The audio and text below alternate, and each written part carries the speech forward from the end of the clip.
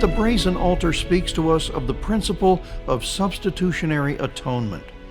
It speaks to us of the identification of the sinner with something or someone who bears his sin. It speaks, as 1 Peter 3:18 tells us, of the great fact that Christ suffered once for sins, the just for the unjust, that he might bring us to God.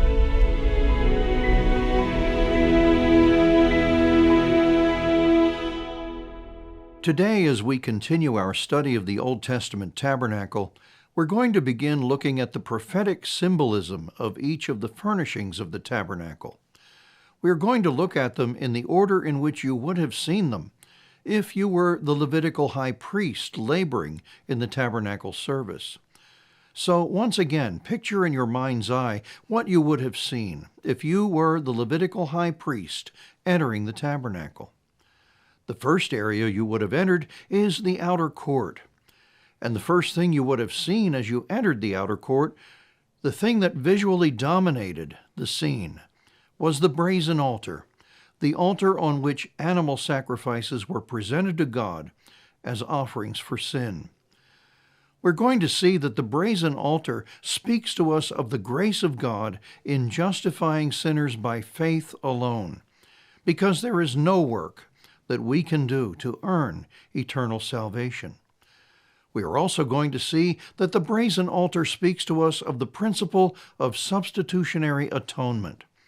It speaks to us of the identification of the sinner with something or someone who bears his sin as a substitute.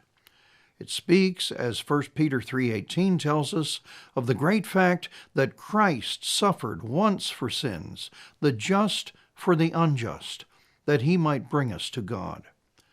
We read about these things at the very beginning of the book of Leviticus. Now the Lord called to Moses and spoke to him from the tabernacle of meeting, saying, "Speak to the children of Israel and say to them, when any of you brings an offering to the Lord, you shall bring your offering of the livestock, of the herd and of the flock. If his offering is a burnt sacrifice of the herd, let him offer a male without blemish. He shall offer it of his own free will at the door of the tabernacle of meeting before the Lord. Then he shall put his hand on the head of the burnt offering, and it will be accepted on his behalf to make atonement for him. He shall kill the bull before the Lord, and the priests, Aaron's sons, shall bring the blood and sprinkle the blood all around on the altar that is by the door of the tabernacle of meeting. And he shall skin the burnt offering and cut it into its pieces. The sons of Aaron the priest shall put fire on the altar and lay the wood in order on the fire. Then the priests, Aaron's sons, shall lay the parts, the head, and the fat in order on the wood that is on the fire upon the altar. But he shall wash its entrails and its legs with water. And the priest shall burn all on the altar as a burnt sacrifice, an offering made by fire, a sweet aroma to the Lord. If his offering is of the flocks, of the sheep or of the goats as a burnt sacrifice, he shall bring a male without blemish. He shall kill it on the north side of the altar before the Lord. And the priests, Aaron's sons, shall sprinkle its blood all around on the altar. So here is what is taking place. An Israelite who has sinned is bringing an offering to the Lord, an offering of an animal without blemish. We are told that the Israelite was to come of his own free will. This was not a matter of compulsion, not a matter of forced religion, and it was not a meaningless ritual, not simply entering into a religious practice because of tradition, because this is just what we do. The Israelite comes to the tabernacle in order for God to deal with his sins. We are told that he was to put his hand on the head of the live animal, so that it would be accepted on his behalf as a substitute to make atonement for him for his sin.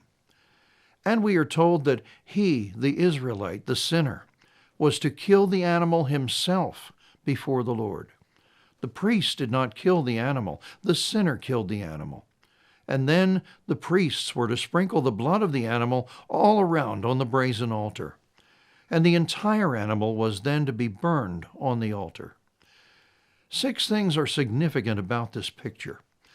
I want to name them for you today, and in our next webcast we will begin to examine each of them more closely. First, this sacrifice for sin at the brazen altar implements the principle of substitutionary atonement, an unblemished, innocent sin-bearer representing the sinner before a holy God. Secondly, we see in the instructions regarding the sacrifices at the brazen altar that all sinners are equal in God's sight. Thirdly, notice that not only are all sinners equal, but all kinds of sin are equal in God's sight. Fourthly, notice that all kinds of sin require equal atonement. And number 5, notice that the atonement that takes place at the brazen altar is definite atonement for the specific sins of a specific person. And number 6, notice also the continual nature of this sacrifice for sin under the Old Covenant system. The sacrifices under the tabernacle system could never stop.